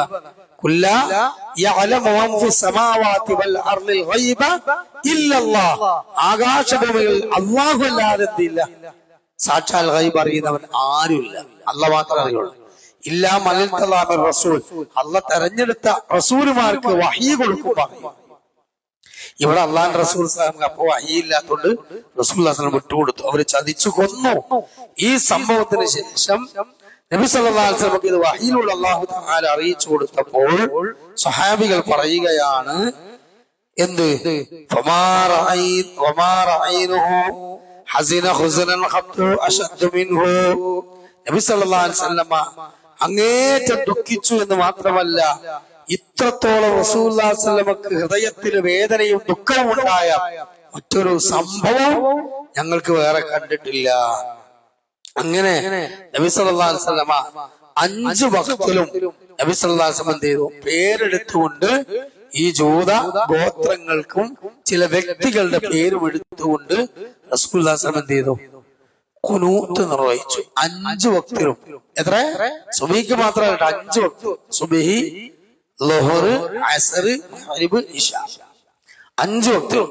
ഇബ്നു അബ്ബാസ് റളിയല്ലാഹു അൻഹു പറയുന്നു, കാനത്ത് റസൂലുള്ളാഹി സ്വല്ലല്ലാഹു അലൈഹി വസല്ലം ശഹ്റൻ മുതതാബിഅൻ ഫിൽ അസ്ർ വൽ മഗ്രിബ് വൽ ഇശാ വസ്സുബ്ഹി ഫീ തുബ്രി കുല്ലി സ്വലാത്ത്. അപ്പോൾ നബി സല്ലല്ലാഹു അലൈഹി വസല്ലം ഇബ്നു അബ്ബാസ് റളിയല്ലാഹു അൻഹു പറയാണ്, കാലത്ത് റസൂലുള്ളാഹി സ്വല്ലല്ലാഹു അലൈഹി വസല്ലം ശഹ്റൻ മുതതാബിഅൻ, നബി സല്ലല്ലാഹു അലൈഹി വസല്ലം ഒരു മാസം ഫിൽ അസ്രി വൽ മഗ്രിബ് വൽ ഇശാ വൽ ഫജ്ർ വസ്സുബ്ഹി 5 വഖ്ത് നമസ്കാരങ്ങളിലും ഫീ ദുബരി കുല്ലി സ്വലാത്ത്, ആ നമസ്കാരത്തിന്റെ അവസാനത്തിൽ, ഇദാ ഖാല സമിഅല്ലാഹു ലിമൻ ഹമിദ, അവസാനത്തെ റക്അത്തിൽ സമിഅല്ലാഹു ലിമൻ ഹമിദ എന്ന് കൈകൾ ഉയർത്തിയതിനു ശേഷം ഫിൽ ആഖിറത്തി അർറകഅത്തുൽ ആഖിറത്തി യദ്ഉ അലൈഹിം അലാ മിൻ ബനി സുലൈം വഅലാ റുവാൻ വദഖ്വാൻ വഉസിയ. അഥവാ ബനൂ സുലൈം, റുവാൻ, ദഖ്വാൻ, ഉസിയ പോലെയുള്ള ജൂതന്മാരായ ജൂതഗോത്രങ്ങൾക്ക് നേരെ നബി സല്ലല്ലാഹു അലൈഹി വസല്ലം യുഅമ്മിനൂന ഫീ ഖൽഫിഹി, റസൂലുള്ളാഹി സ്വല്ലല്ലാഹു അലൈഹി വസല്ലം ഖുനൂത്ത് നിർവഹിച്ചു. ഞങ്ങൾ റസൂലുള്ളാഹി സ്വല്ലല്ലാഹു അലൈഹി വസല്ലം പിന്നിൽ നിന്നുകൊണ്ട് ആമീൻ പറഞ്ഞു. ഇമാം അഹ്മദ്, ഇമാം അബൂ ദാവൂദ് റഹ്മത്തുള്ളാഹി ഉദ്ധരിച്ച ഹദീസാണ്, ഹദീസ് സ്വഹീഹാണ്. ഇതാണ് യഥാർത്ഥത്തിൽ ഖുനൂത്തിന്റെ ആരംഭം. ഇതിനാണ് ഖുനൂത്തുൻ നാസിലത്ത് എന്ന് പറയാം. എന്താണ് ഇപ്പൊ റസൂലുള്ളാഹി സ്വല്ലല്ലാഹു അലൈഹി വസല്ലം നിർവഹിച്ച ഖുനൂത്തിന്റെ പേരാണ് ഖുനൂത്തുൻ നാസില, അഥവാ വിഷമസന്ധിയിൽ അകപ്പെടുമ്പോൾ ഉപയോഗിക്കുന്ന ഖുനൂത്ത്. ഇതിനെ സംബന്ധിച്ച് വിപത്തുകൾ സംഭവിക്കുമ്പോൾ, ശത്രുക്കളുടെ അക്രമത്തിൽ പ്രയാസപ്പെടുമ്പോൾ ഒക്കെ നിർവഹിക്കാം. അത് ഏതാണ്? സുബ്ഹി, ളുഹർ, അസ്ർ, മഗ്രിബ്, ഇശാ, 5 വഖ്തിലും അവസാന റക്അത്തിന്റെ ഇഅ്തിദാലിൽ സല്ലല്ലാഹു അലൈഹി വസല്ലം കഴിഞ്ഞതിന് ശേഷം കൈ ഉയർത്തി ദുആ ചെയ്യും. റസൂലുള്ളാഹി സ്വല്ലല്ലാഹു അലൈഹി വസല്ലം ആമീൻ പറയും. ഇത് നമുക്കും നമ്മുടെ നാട്ടിലും അങ്ങനെ ഒരു ദുരന്ത പ്രശ്നങ്ങളൊക്കെ ഉണ്ടാവുമ്പോൾ എന്ത് ചെയ്യാം, നമുക്ക് ഉപയോഗിക്കാൻ നമ്മൾ ഉപയോഗിക്കാറുമുണ്ട്. അനസ് ബിൻ മാലിക് റളിയല്ലാഹു അൻഹു പറയുന്നു, അന്ന നബി സല്ലല്ലാഹു അലൈഹി വസല്ലം കാനത ശഹറൻ യദഉ അലാ അഹ്യാഇ മിനൽ അഹ്യാഇൽ അറബി സുമ്മ തറകഹു. ഒരു മാസക്കാലം അറബികളിലെ ചില ഗോത്രങ്ങൾക്കെതിരെ റസൂലുള്ളാഹി സ്വല്ലല്ലാഹു അലൈഹി വസല്ലം ഖുനൂത്ത് നിർവഹിച്ചു. സുമ്മ തറകഹു, ഒരു മാസം കഴിഞ്ഞപ്പോൾ എന്ത് ചെയ്തു, അത് ഒഴിവാക്കി. അപ്പൊ അത് ആ ഒരു പ്രത്യേക ഘട്ടത്തിൽ മാത്രമാണ്. അപ്പോ അവിടെ റസൂലുള്ളാഹി സ്വല്ലല്ലാഹു അലൈഹി വസല്ലം വ്യക്തമായി അത് പറഞ്ഞു. അനസ് റളിയല്ലാഹു അൻഹു വീണ്ടും പറയുന്നു, ഫദാലിക ബദഉൽ ഖുനൂത്ത്, അന്നായിരുന്നു ഖുനൂത്തിന്റെ തുടക്കം എന്ന് ബിഅർ മഊന സംഭവത്തിൽ തുടങ്ങി. വമാ കുന്നാ നഖ്നുത്, അതിനു മുമ്പ് ഞങ്ങൾക്ക് അങ്ങനെ ഖുനൂത്ത് എന്ന സമ്പ്രദായം അറിയില്ല, ഞങ്ങൾ കണ്ടിട്ടില്ല. സുമ്മ ഇന്ന ദാലിക റുഫിയ, പിന്നീട് അത് ഞങ്ങളിൽ നിന്ന് എന്ത് ചെയ്തു, ഉയർത്തപ്പെട്ടു. ഇമാം ബുഖാരി ധരിച്ച ഹദീസാണ്.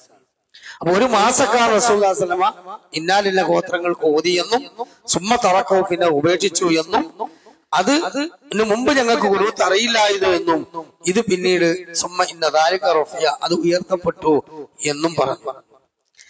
അപ്പൊ സുബ്ഹിക്ക് മാത്രമായി നബി സല്ലല്ലാഹു അലൈഹി വസല്ലം ഖുനൂത്ത് നിർവഹിച്ചു എന്നത് ഈ ഹദീസിൽ വന്നിട്ടില്ല. എന്നാൽ ഫലം യസൽ യഖ്നുതു ഹത്താ ഫാറഖ ദുനിയ, റസൂലുള്ളാഹി സ്വല്ലല്ലാഹു അലൈഹി വസല്ലം മരിക്കുന്നത് വരെ പിന്നെ സുബ്ഹിക്ക് മാത്രമായ ഖുനൂത്ത് നിലനിർത്തി എന്ന് പറയുന്ന ദാറഖുത്നിയും വൽ ബൈഹഖി, ദാറഖുത്നിയും ബൈഹഖിയും ഉദ്ധരിക്കുന്ന ഒരു സംഭവം. ഇത് ഇമാം അഹ്മദ് റഹ്മത്തുള്ളാഹി അലൈഹി പറയുന്നു.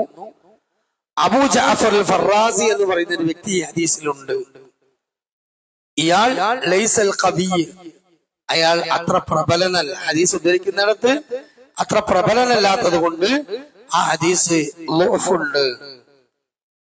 ഇബ്നു ഹിബ്ബാൻ റഹിമഹുല്ലാഹ്, ഇതൊക്കെ ഹദീസ് പണ്ഡിതന്മാരാണ്, അവര് പറയുന്നു എന്താണ് മുൻകർ, ഈ ഹദീസ് വെറുക്കപ്പെട്ട ഹദീസാണ്. ഇത് ഫലം യസുൽ ഹത്താ ഫാറഖ ദുനിയ, റസൂലുള്ളാഹി ഖിയാമത്ത് നാൾ വരെ, മരണം വരെ പിന്നീട് സുബ്ഹിക്ക് മാത്രം ഓതി എന്ന് പറയുന്ന ഈ പിന്നെ എന്താണ് ജഅഫർ അൽ ഫറാസി എന്ന് പറയുന്ന ഈ വ്യക്തിയുള്ള ഈ ഹദീസ് മുൻകറാണ്.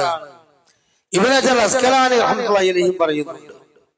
ഇവരൊക്കെ വ്യക്തമായി അത് എന്ത് ചെയ്യുന്നുണ്ട്, പറയുന്നുണ്ട്. അപ്പോ അല്ലാഹുമ്മ ഹദിനി ഫീമൻ ഹദൈത് വആഫിനി ഫീമൻ അഫൈത് എന്ന് പറയുന്ന ഈ ഹദീസ് ഉദ്ധരിച്ചിട്ടുള്ളത് അബ്ദുല്ലാഹി ഇബ്നു സഈദുൽ മഖ്ബൂർ എന്ന് പറയുന്ന ഹദീസ് ഉദ്ധരിച്ച ആളാണ്. പണ്ഡിത ലോകം പറയുന്നു ഇയാൾ ദുർബലനാണ്, മാത്രമല്ല ദഈഫായ ഹദീസുകൾ, മൗളൂആയ ഹദീസുകൾ നിർമ്മിക്കുന്ന ആളാണ് എന്നും പറയുന്നു. അപ്പൊ ഈ രൂപത്തിലുള്ള ഒരു സംശയാസ്പദമായ ഹദീസിനെ മുഖവിലക്കെടുത്തുകൊണ്ട് സുബ്ഹിക്ക് മാത്രമായ റസൂലുള്ള ഓതി എന്ന് പറയുന്ന ഈ സംഭവം എന്തിനാണ് കൊണ്ടുവരുന്നത്? അവർ ഷാഫി മദ്ഹബിൽ അങ്ങനെ നിയമല്ലേ എന്നാണ്. ശരിയാണ്, ഷാഫി മദ്ഹബിലുണ്ട്. പക്ഷെ ഇമാം ഷാഫി എന്ന ഷാഫി മദ്ഹബിന്റെ ഉത്ഭവം അല്ലെങ്കിൽ ഷാഫി മദ്ഹബ് അറിയപ്പെടുന്നത് ഇമാം ഷാഫി റഹ്മത്തുള്ളാഹി അലൈഹിയിലൂടെയാണ്. ആ ഷാഫി ഇമാം റഹ്മത്തുള്ളാഹി അലൈഹി മരിക്കുന്നവരെ പറഞ്ഞിട്ടുള്ളത് എന്താ, ഇദാ സഹൽ ഹദീസു ഫഹുവ മദ്ഹബി, ഹദീസ് സ്വഹീഹായി വന്നാൽ അതാണ് കേട്ടോ എന്റെ മദ്ഹബ്. മാത്രമല്ല അദ്ദേഹം മരിക്കുന്ന സമയത്ത് പോലും വ്യക്തമായി പറഞ്ഞിട്ടുണ്ട് എന്ത്, എന്റെ വാക്കുപയോഗിച്ച് ഒരാൾ ഫത്വ കൊടുക്കരുത്, ഞാൻ എന്തിന്റെ അടിസ്ഥാനത്തിലാണ് കാര്യങ്ങൾ പറഞ്ഞു നോക്കണമെന്ന എല്ലാ ഇമാമികളും അങ്ങനെ പറഞ്ഞിട്ടുള്ളത്. അതുകൊണ്ട് സൂറത്തുൽ ബഖറയിലെ 238 ആയത്തുണ്ടല്ലോ, അസ്സലാത്തുൽ വുസ്ത അല്ലേ, വഖൂമു ലില്ലാഹി ഖാനിതീൻ, നിങ്ങൾ അല്ലാഹു തആലയെ ഓട് വളരെ വണക്കമുള്ളവരായി നിങ്ങൾ ഇബാദത്ത് ചെയ്യണം. അതിനർത്ഥം വഖൂമു ലില്ലാഹ്, നിങ്ങൾ അല്ലാഹുവിന്റെ മുമ്പിൽ നിൽക്കണം. ഖാനിതീൻ, അടക്കവും ഒതുക്കവും ഭയഭക്തിയോടും കൂടി എന്നാണ് അവിടെ. പക്ഷെ ഈ ആയത്തിന്റെ അർത്ഥം എന്താക്കി മാറ്റി, വഖൂമു ലില്ലാഹി ഖാനിതീൻ, അല്ലാഹുവിന്റെ മുമ്പിൽ നിൽക്കുമ്പോ ഖുനൂത്ത് ഓതണം അല്ലോ. അങ്ങനെ ആയത്തിന് ആ രൂപത്തിൽ അർത്ഥം പറഞ്ഞ ആളുകളുമുണ്ട്. പണ്ഡിത ലോകം പറയുന്നു യഥാർത്ഥത്തിൽ അതെന്തല്ല, അഹ്ലുസുന്ന വൽ ജമാഅ പഠിപ്പിച്ച സംഗതിയിൽ അത് ദുർവ്യാഖ്യാനം മാത്രമാണ്. ഖുനൂത്ത് എന്ന സുബ്ഹിക്ക് മാത്രമായി നിർവഹിക്കുന്ന ഈ ചെറിയ പ്രമാണത്തിൽ യഥാർത്ഥത്തിൽ സ്വഹീഹ ഹദീസുകളെ തമ്മിൽ താരതമ്യം ചെയ്യുമ്പോൾ സ്ഥിരപ്പെട്ട് വന്നതില്ല. അതുകൊണ്ട് യഥാർത്ഥത്തിൽ എന്ത് ചെയ്യണം, അത് ഒഴിവാക്കണം എന്നാണ് ഇമാം ബുഖാരി പോലും വിവരിക്കുന്നത്. ഇനി ഈ വിഷയത്തിൽ നമുക്ക് മറ്റൊരു കാര്യം കൂടെ നമുക്ക് എന്ത് ചെയ്യാം, മനസ്സിലാക്കാം. ഇമാം തിർമിദി റഹ്മത്തുള്ളാഹി അലൈഹി അദ്ദേഹത്തിന്റെ ഗ്രന്ഥത്തിൽ ഒരു അധ്യായം തന്നെ കൊടുക്കുന്നുണ്ട്. എന്താണ് അധ്യായം? ബാബു ഫി തർക്കിൽ ഖുനൂത്ത്, ഖുനൂത്ത് ഉപേക്ഷിക്കുന്നതിനെ പറ്റി പറയുന്ന അധ്യായം. ഖുനൂത്ത് സുബഹിക്ക് മാത്രമായി നിർവഹിക്കുന്ന ഈ ഖുനൂത്ത് ഉണ്ടല്ലോ, അത് ഉപേക്ഷിക്കുന്നതിനെ പറ്റി പറയുന്ന അധ്യായത്തിൽ അബൂ മാലിക്കുൽ അശ്അരി റളിയല്ലാഹു അൻഹു എന്ന താബിഈ പണ്ഡിതൻ പറയാണ്, അദ്ദേഹത്തിന്റെ പിതാവിൽ നിന്ന് അത് ഉദ്ധരിക്കുകയാണ്. 200ഓളം സഹാബികളെ കണ്ട് മരണപ്പെട്ട വ്യക്തിയാണ് അബൂ മാലിക്കുൽ അശ്അരി എന്ന താബിഈ റഹ്മത്തുള്ളാഹി അലൈഹി. അദ്ദേഹത്തിന്റെ പിതാവിൽ അദ്ദേഹം ഉദ്ധരിക്കുകയാണ്. അദ്ദേഹം പറയുന്നു, അൻ അബീ മാലിക്കുൽ അശ്അരി ഖാല, അബീ മാലിക്കുൽ അശ്അരി റളിയല്ലാഹു അൻഹു പറയാണ്, ഖുൽതു ലഅബീ, ഞാൻ എന്റെ വാപ്പാനോട് ചോദിച്ചു, യാ അബതി, എന്റെ വാപ്പ, ഖദ് സല്ലൈതു ഖൽഫ റസൂലുള്ളാഹി സ്വല്ലല്ലാഹു അലൈഹി വസല്ലമ വ അബീ ബക്കറ വ ഉമർ വ ഉസ്മാൻ വ അലിയ കാനൂ യഖ്റുതൂന ഫിൽ ഫജ്ർ. എന്താ ചോദിക്കുന്നത്? നിങ്ങൾ റസൂലുള്ളാഹിന്റെ പിന്നിലും അബൂബക്കർ, ഉമർ, ഉസ്മാൻ, അലി റളിയല്ലാഹു അൻഹു അജ്മഈൻ 4 പ്രഗൽഭരായ സഹാബികളുടെ പിന്നിലൊക്കെ നിങ്ങൾ മൗനമായി നിസ്കരിച്ച മനുഷ്യനാണല്ലോ. പലപ്പോഴും സുബഹി ജമാഅത്തിൽ നിങ്ങൾ അവരുടെ കൂടെ പങ്കെടുത്തിട്ടുണ്ടല്ലോ. അതുകൊണ്ട് കാനൂ യഖ്റുതൂന ഫിൽ ഫജ്ർ, അവരാരെങ്കിലും സുബഹി നമസ്കാരത്തിൽ 2ാമത്തെ റക്അത്തിൽ ഇത്ദാല് കൈ ഉയർത്തിയിട്ട് ഖുനൂത്ത് നിർവഹിച്ചിട്ടുണ്ടോ? അദ്ദേഹം പറഞ്ഞു, സല്ലൈതു ഖൽഫ റസൂലുള്ളാഹി സ്വല്ലല്ലാഹു അലൈഹി വസല്ലം ഫലം യഖ്നുത്, ഞാൻ റസൂലിന്റെ പിന്നിൽ സുബഹി നമസ്കരിച്ചിട്ടുണ്ട്. നബി സല്ലല്ലാഹു അലൈഹി വസല്ലം സുബഹിക്ക് മാത്രമായിട്ട് എന്തില്ല, ബിർമാവുന സംഭവത്തിൽ ചെയ്തതല്ലാതെ റസൂലുള്ളാഹി സ്വല്ലല്ലാഹു അലൈഹി വസല്ലം ഒരു മാസക്കാലം ചെയ്തതല്ലാതെ പിന്നെ ഞാൻ എന്ത് ചെയ്തിട്ടില്ല, അങ്ങനെ റസൂൽ സുബഹിക്ക് സുന്നത്ത് നിസ്കരിച്ച് ഞാൻ കണ്ടിട്ടില്ല. വസല്ലൈതു ഖൽഫ അബൂബക്കർ, അദ്ദേഹം പറയുന്ന അബൂബക്കർ ഫലം യഖ്നുത്, ചെയ്ത ഞാൻ കണ്ടിട്ടില്ല. വസല്ലൈതു മഅ ഉമർ വ ഉസ്മാൻ വ അലി, ഞാൻ ഈ പറഞ്ഞ ആളുകളൊക്കെ പിന്നിൽ സുബഹിക്ക് നിസ്കരിച്ചിട്ടുണ്ട്. ഫലം യഖ്നുത്, അവരാരും അങ്ങനെ സുബഹിക്ക് മാത്രമായി ഖുനൂത്ത് നിർവഹിച്ചിട്ടില്ല. സുമ്മ ഖാല, അതുകൊണ്ട് അദ്ദേഹം പറഞ്ഞു, യാ ബുനയ്യ, പൊന്നുമോനെ, ഇന്നഹാ ബിദ്അ, അത് ഒരു പുതുമയോടുകൂടി പുതുതായി ഉണ്ടായ കാര്യമാണ്. ഇവിടെ ഈ ഹദീസിന്റെ വിശദീകരണത്തിൽ ശറഇൽ വലാലത്തും ഫിന്നാർ, അഥവാ ബിദ്അത്തിനെ പറ്റി രണ്ട് ഇതുണ്ടല്ലോ, അതില് വലാലത്തും ഫിന്നാർ, നരകത്തിലേക്ക് പോകുമെന്ന് പറഞ്ഞ ശറഇൽ വലാലത്തും ഫിന്നാർ എന്ന് പറഞ്ഞ ബിദ്അത്തിൽ പെടുമോ? ഇവിടെ ഈ സഹാബി മകനോട് പറഞ്ഞ ബിദ്അത്തിൽ നിന്നാണ്. അതിൽ അഭിപ്രായ വ്യത്യാസമുണ്ട്. നമ്മൾ ആ തർക്കത്തിലേക്ക് ഒന്നും പോകണ്ട. ഈ ഹദീസ് വളരെ പ്രബലമാണ്. ഇതിൽ വ്യക്തമാണെന്ത്, റസൂലുള്ളാഹി സ്വല്ലല്ലാഹു അലൈഹി വസല്ലം സുബഹിക്ക് മാത്രമായിട്ട് 4 ഖലീഫമാരും അങ്ങനെ നിർവഹിച്ചിട്ടില്ല. അതുകൊണ്ട് തന്നെ ഈ തെളിവുകൾ പിൻപറ്റുന്ന നമ്മൾ ഒരിക്കലും അത് നിർവഹിക്കേണ്ട ആവശ്യമല്ല. അത് നിർവഹിക്കാത്തതിന്റെ പേരിൽ നമ്മളെ ബിദ്അത്തുകാരാണ്, നിസ്കാരം ദീനിൽ വെട്ടിച്ചുരുക്കിയവരാണ് എന്നൊക്കെ പറഞ്ഞ് നമ്മളെ കളിയാക്കുന്നവരുണ്ടെങ്കിൽ കളിയാക്കിക്കോട്ടെ. നമ്മളെ പള്ളി മസ്ജിദുൽ ഹിറാം മുനാഫിക്കളുടെ കാലത്ത് മുനാഫിക്കൾ ഉണ്ടാക്കിയ പള്ളി പോലെയാ എന്നൊക്കെ പറയും. ഒന്ന് ആലോചിച്ച് നോക്കി നിങ്ങൾ.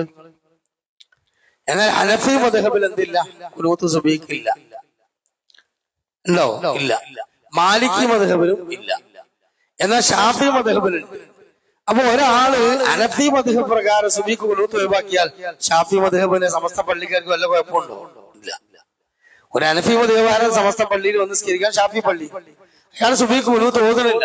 അപ്പൊ ഇയാളോട് എന്താ വെച്ച് ഖുനൂത്ത് ഓതാതെ, നിങ്ങളെ കയ്യൊന്തിക്കാതെ? ഓ, ഞാൻ ഹനഫിയാണ്. ഓ, ഹനഫിയ, ചായ അടിച്ചോ, നമുക്ക് ചായം കടിയൊക്കെ കുടിച്ച് പിരിയാ. വേറെ സലഫി അതേ പള്ളിയിൽ ഓ സുബഹിക്ക് ഖുനൂത്ത് ഓതുമ്പോ കയ്യൊന്തിച്ചില്ല. എന്താ ചോദിക്കാത്ത? ഞാൻ റസൂലുള്ളാഹി സ്വല്ലല്ലാഹു അലൈഹി വസല്ലം ചെയ്യാത്തോണ്ടാണ്, വഹാബിയാണല്ലേ. അപ്പൊ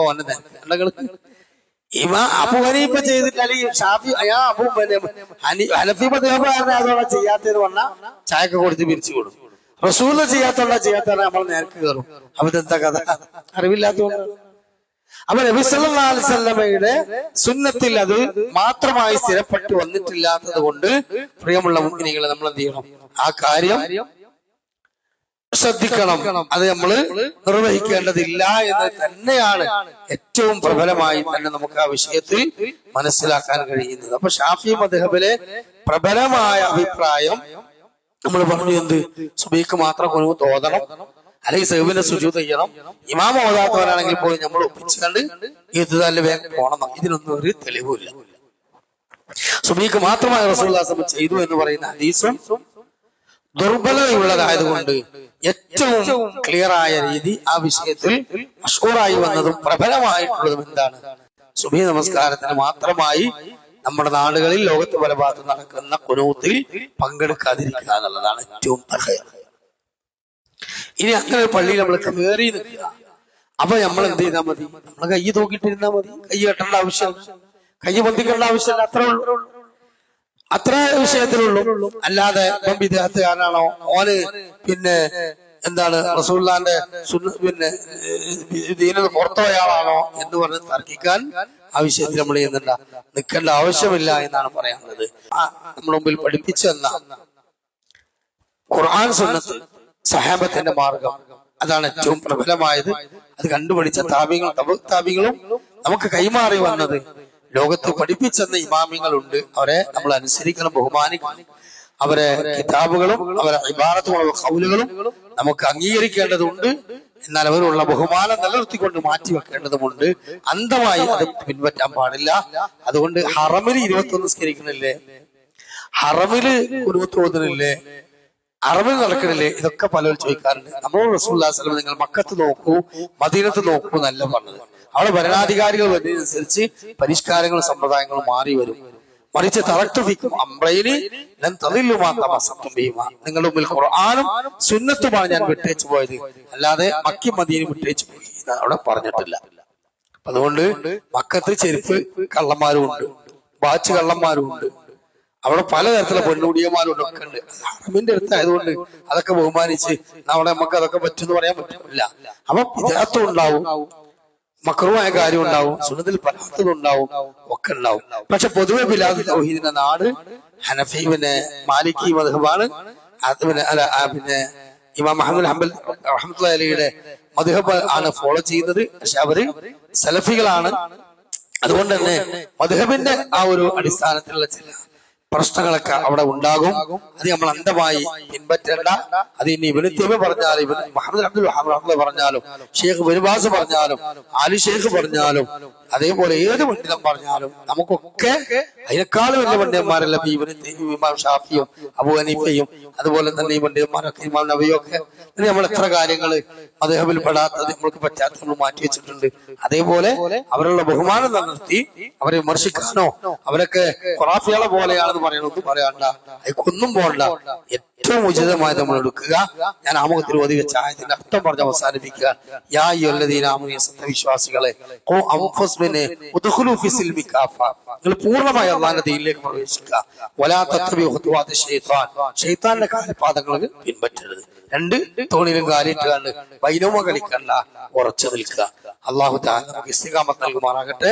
സുബ്ഹാനകല്ലാഹു വബിഹംദിക അശ്ഹദു അല്ലാ ഇലാഹ ഇല്ല അൻത അസ്തഗ്ഫിറുക വഅതൂബു ഇലൈക് വസല്ലല്ലാഹു വസല്ലമ തസ്ലീമൻ കസീറ. അസ്സലാമു അലൈക്കും വറഹ്മത്തുള്ളാഹി വബറകാതുഹു.